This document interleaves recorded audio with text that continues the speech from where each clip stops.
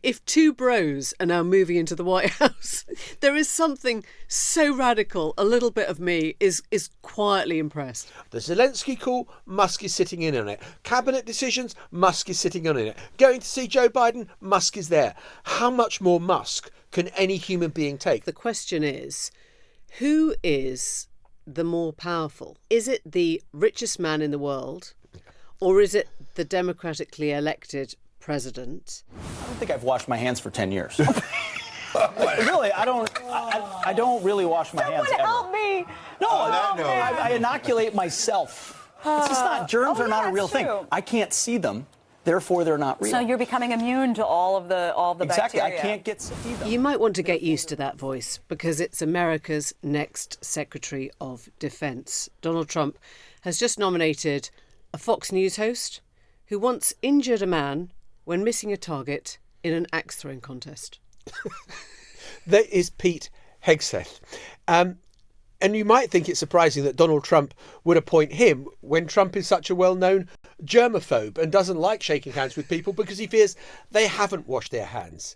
But this is the cabinet that is taking place now at Mar-a-Lago as Donald Trump prepares to travel to sit down with Joe Biden to discuss God knows what. Welcome to the Newsagents USA. The Newsagents USA. It's Emily. And it is John, and we are back in London after last week in the US of A. Yeah, and it's all happening pretty quickly now. These appointments are coming in thick and fast.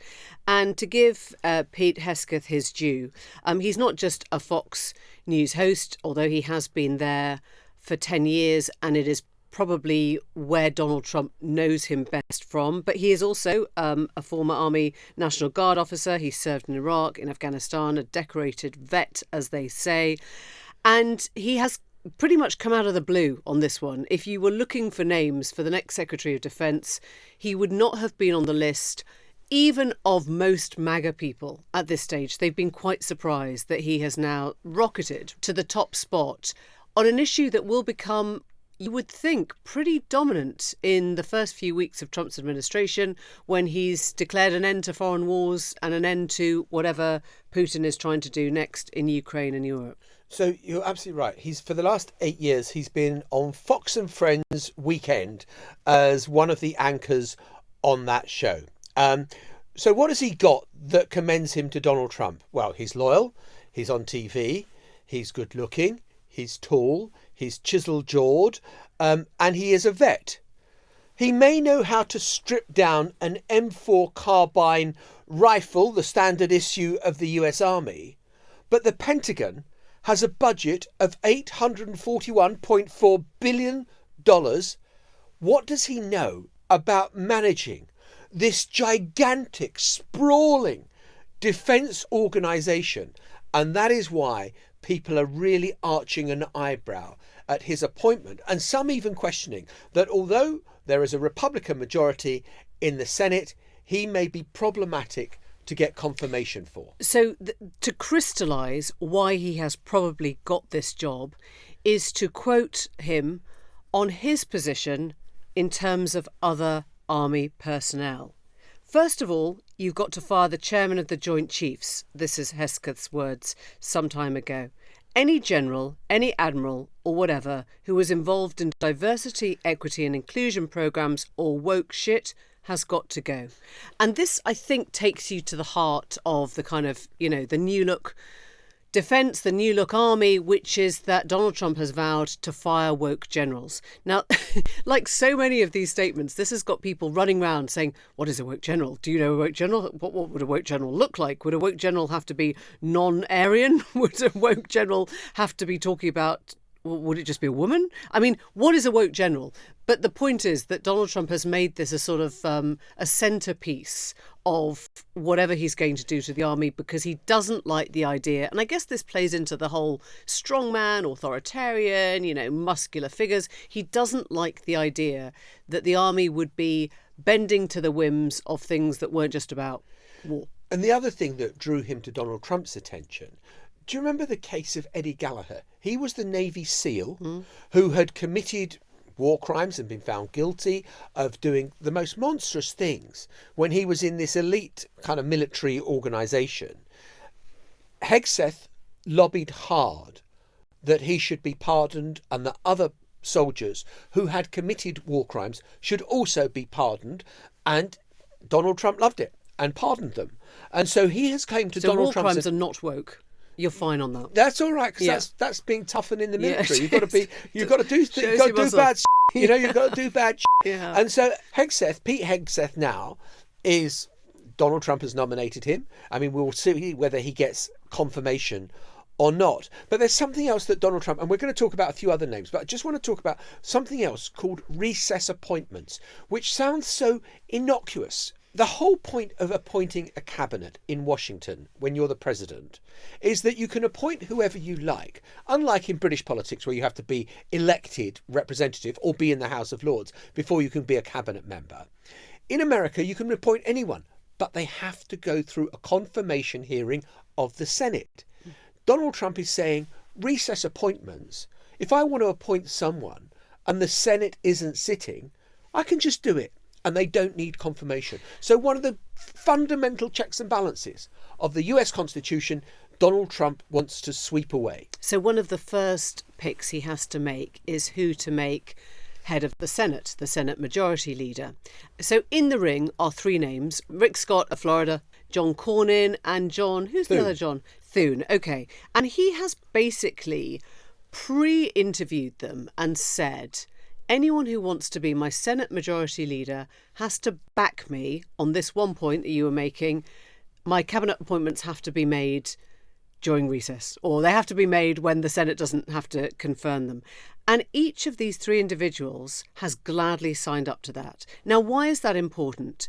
Because we always talk about the three branches of government. We talk about the executive, the legislature, and the judiciary. And we talk about the separation of those branches because, in essence, they are checks on each other. The executive gets checked by the legislature. In other words, Congress should offer oversight and should offer some kind of scrutiny of what the president is doing. But Donald Trump has managed to circumnavigate that, or certainly looks as if he's going to, by saying that he would like to have somebody in that top job, in that top position, who becomes essentially the third most powerful elected person in America, who has already agreed to turn a blind eye to whoever Trump does or doesn't appoint to his cabinet. So you've got this immediate suggested blurring of the lines between the executive and the legislature. Yeah, absolutely. And I mean, the interesting thing will be that I think that who Donald Trump wants and who all his surrogates are going out and backing is Rick Scott. So Rick Scott may be Donald Trump's preferred choice. Yeah. Actually, a lot of the senators are going to either be facing re-election after Donald Trump has gone, or they don't. So I don't think Donald Trump has that much sway. And I'll be surprised if Rick Scott gets it. Anyway, we will see on that one. But Donald Trump has effectively got the three front runners all saying, yes, Don, we'll do whatever you say, Mr. President. Yeah, all I would say is when you look at what happened with that top job in the House, that Kevin McCarthy essentially got ousted. I mean, he tried to run for it 15 times. He finally got it. And then he got ousted because the MAGA tide turned against him. He was still considered too old school. And in came Mike Johnson, who was very much part of the Trump plan to stop the steal. And so, yes, even if there is not a direct appointment, I think a number of Republican senators are looking up at Trump now and saying, what would make that man happy? So let's consider the other kind of key appointment that Donald Trump has announced, which is to have Marco Rubio as Secretary of State, the Foreign Secretary of the United States. I mean, Marco Rubio and Donald Trump go back because Rubio stood against Trump in 2016 for the Republican nomination. I remember doing an interview with him in Georgia where he said, Donald Trump will never be the president of the United States. He's not fit to be the president of the United States.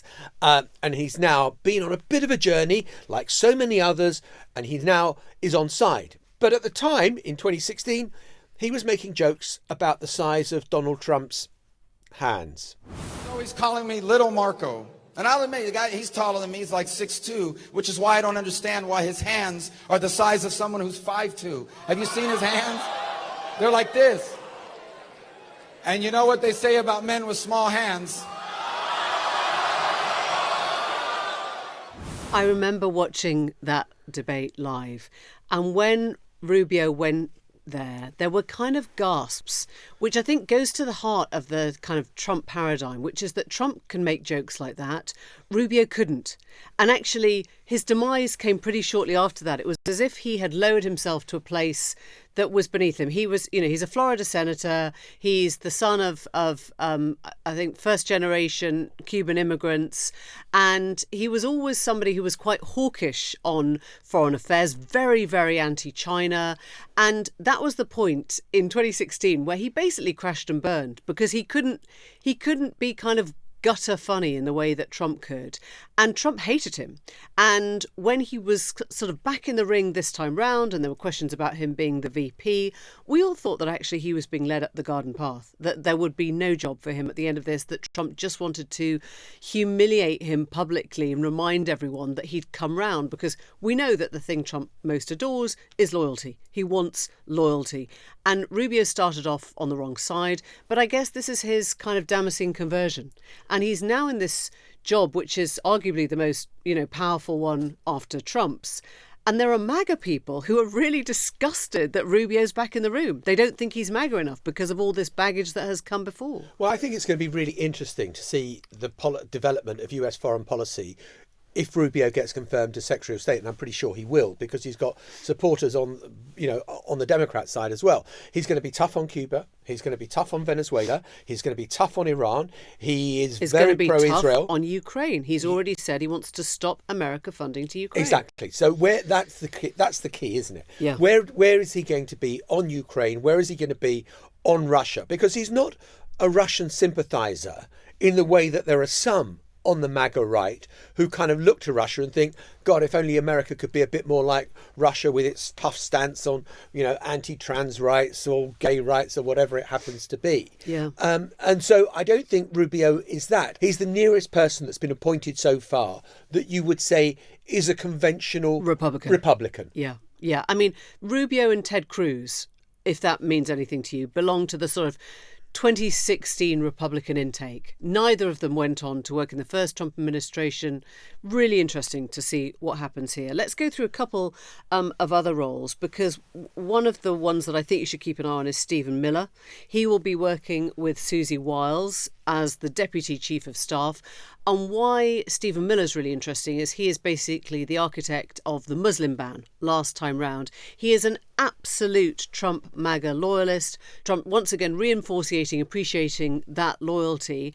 And Stephen Miller is hardcore. He's hardcore on deportation, migration, anything that involves kicking large numbers of people out. He is kind of like, I'm your man. So, he is right in the heart of the White House now as Deputy Chief of Staff. The other person I think we should mention is Kristi Noem, who is the one you might remember as the dog killer. I mean, pets have played a phenomenally important part in the 2024 I've seen some great memes of dogs looking terrified and, kind of with the kind of slogan, just received news that Kristi Noem is the new Department of Homeland Security Secretary. She killed her own dog, and you can go and look up the story, but basically she shot it because it was annoying. And she wrote about it in a book that was published, a few months ago, and she was quizzed about the dog killing episode. I think there was a goat as well. Did she kill a goat? Yeah. Anyway, she said that people didn't understand rural living, and that was part of her sort of shtick. But she's now been nominated, or, Trump would like to nominate her for head of Homeland Security. Again, this is all about the removal of illegal immigrants. So part of me thinks that Trump's just looking at her and saying, I like a woman that can shoot her own dog. Just imagine what she's going to do to all those illegals. You don't know what's going through his mind? Just for joyous sake, can we have the clip of her describing why she had to kill the dog? Go on. That story is a 20-year-old story of a mom who made a very difficult decision to protect her children from a vicious animal that was attacking livestock and killing livestock and attacking people. So it's in the book because it was difficult for me. And there's a lot in that book that I think people need to read. I don't know if you've read it or not. I read the whole thing. But it wouldn't be in the book if it wasn't a very hard situation. Oh, good. Well, I'm glad you did. Thank you for doing that. But And, fair dues. She explains in the book that actually it had come on the day when the dog herd attacked livestock and, she was trying to save other animals and she was presumably trying to save other people. I don't know. This is a 14-month-old dog. This is a 14-month-old dog that she takes to a gravel pit and shoots. Yeah, okay. Well, strong man politics, what can I say? Strong woman politics. It's all coming at you. Rest in peace, cricket. We will be back after the break. Okay, one more appointment, which we think you're going to love. Elon Musk working alongside Vivek Ramaswamy, who is also in the contest to be the Republican nominee. They will both be head of Department of Government Efficiency, or Doge. The point about Doge is it's the name of a Bitcoin, Musk's favourite cryptocurrency, which is now going stratospheric. So that is not a coincidental name. Exactly. It is not a coincidental name. And it is also not a tiny bit ironic that two people are job sharing this Department of Cutting Waste. So Trump has called it, I think, the Manhattan Project of our time. Obviously after Oppenheimer, who developed the first nuclear weapons. I mean, that's reassuring in its own way. Is Trump wanting to see a mushroom cloud rising over Washington? Sort of. The words he's using is slash, dismantle and restructure. And this is about £7 trillion worth of bureaucracy. And when we say bureaucracy, it's money that goes on health. It's money that goes on veterans. It's money that goes on, let's say broadly, environmental safety, yeah, running water. America. Yeah. But they're going to slash and burn that. And actually, if you want to get an idea of what Elon Musk looks like when he's slashing and burn stuff, just look at what's happened to Twitter, right? Look at how many people were fired. I mean, he does carry out the things that he says he's going to do. He launches rockets into space. He's not scared of a certain amount of explosion. The fact of the matter is that Elon Musk is now the second most powerful person in America by a country mile after Donald Trump, and maybe even more powerful, because he seems to be pulling the strings on absolutely everything. Kind of areas where you might think, oh, isn't that a bit of a conflict of interest? That he is in charge of this, he's naming things after his favourite cryptocurrency, which presumably he stands to gain from. His platform X is now almost, it's like Pravda in the Soviet Union. I think you're being very 2008 when you talk about conflicts of interest. The difference this time round is that we used to talk about, the fraud of government contracts and, what's really going on behind the scenes. This is not behind the scenes. This is all up front, and it has all been democratically elected. We know, or rather the American voter knows, that Musk owns X, which is the mouthpiece for Trump. Social media is now the media. The contracts that he has with government are well known. In fact, Musk can do things that the state cannot in terms of space exploration, in terms maybe of bringing astronauts home where the state is struggling or failing. Musk can do more.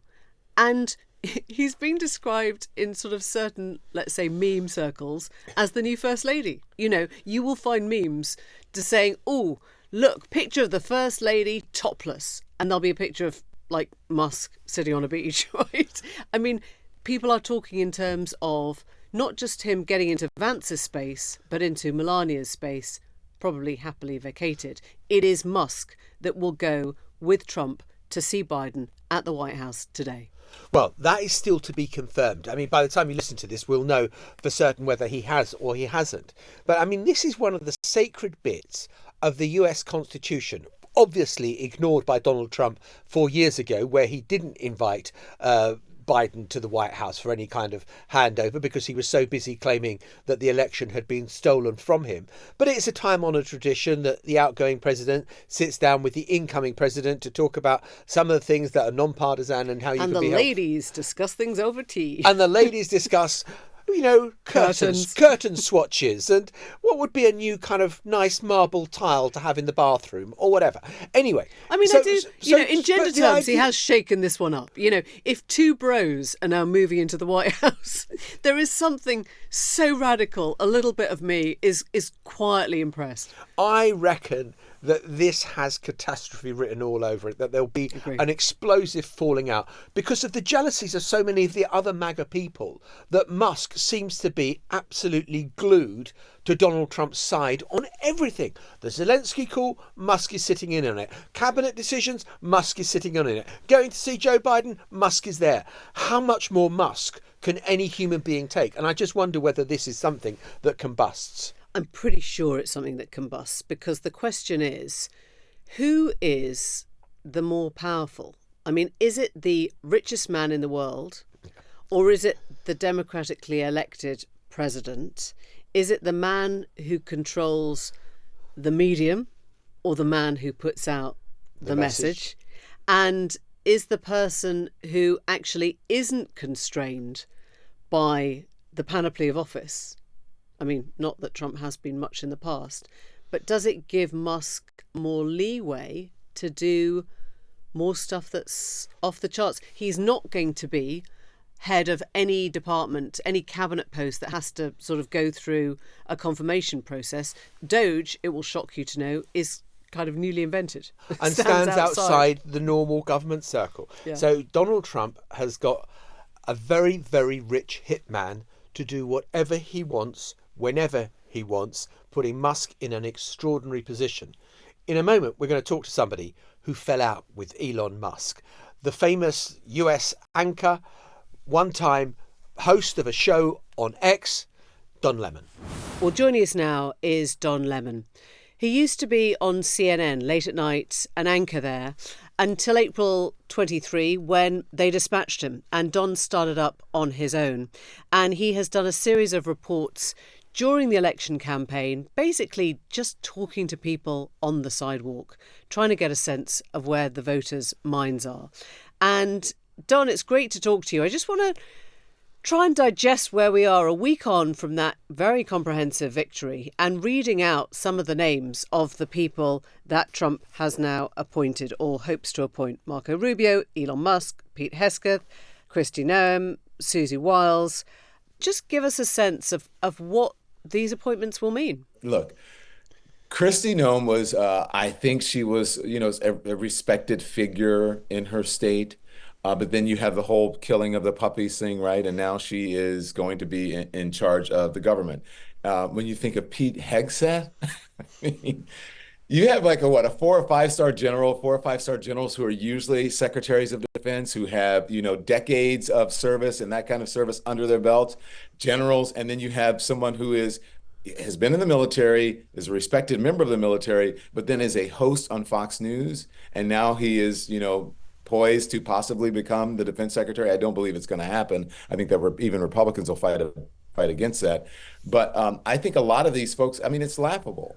Is it two fingers up? Is that what he's doing? He's just going, I'm just going to wind you up. This is my 2 fingers up to the establishment. I think it's 2 fingers up. I think it's 1 finger. I think it's a middle finger to the establishment. I think it's 1 finger up to the establishment. But look, in a way, I'm kind of enjoying it because it is it's great for the media. It's great for us as far as content, but it's also interesting to watch. And I think people will get what they vote for.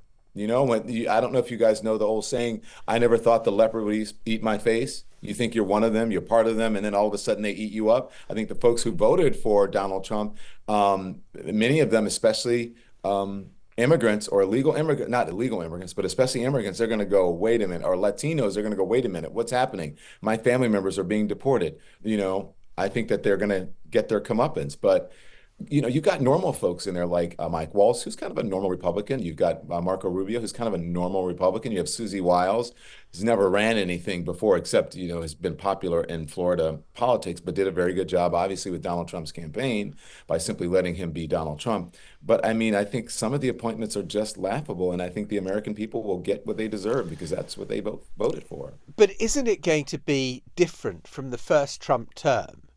Which you commented, because there was of a degree of chaos in the Trump first term, which you couldn't make up. And it just seemed every day there was a slapstick horror show of something crazy unfolding. This is going to be worse. You think it's going to be worse? I'm interested.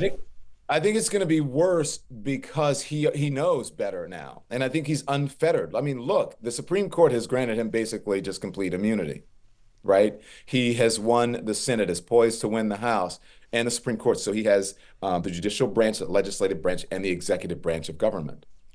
And quite frankly, immunity. And will have immunity, especially now that he's president. He cannot be prosecuted. He cannot go to jail. So he's just going to show his, if I can say a bad word here, as we say in the United States, he's just going to show his ass.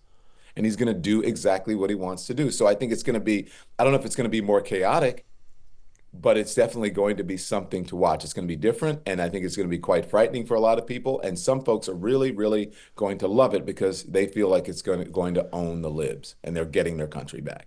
Don Lemon, fantastic to talk to you. Thank you for getting up so early for us. Thank you very much. I appreciate it. No, it's Holler great. anytime. We will be back next week. But if you want to hear more from Don Lemon, go over to The Daily Show, because we talked to him a lot there about the power of Elon Musk, who he worked with and fell out with. And it's a really interesting listen. We'll see you next week. Bye-bye. Bye for now. The Newsagents USA.